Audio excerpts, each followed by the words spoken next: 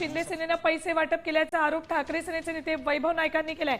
एकनाथ शिंदेंनी सिंधुदुर्ग दौऱ्यात बॅगा भरून पैसे आणले आणि निलेश राणेंनी ते वाटले असा आरोप त्यांनी केलाय। एकनाथ शिंदेंचा सिंधुदुर्ग दौऱ्यातील एक व्हिडिओ सुद्धा त्यांनी ट्विट केलाय। हेलिकॉप्टरची तपासणी का केली नाही असा सवाल त्यांनी साम टीव्हीकडे उपस्थित केलाय।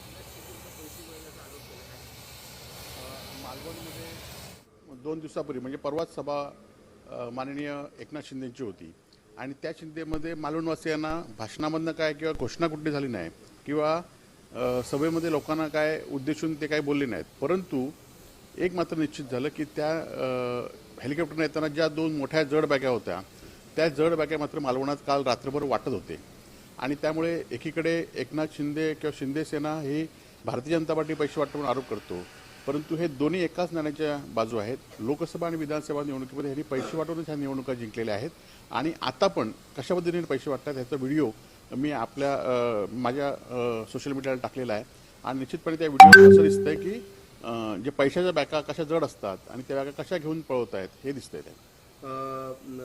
4 दिवसानंतर काल रात्री सुद्धा भाजप कार्यकर्ते पैसे वाटण्याचा आरोप जो मी पहिल्यांदा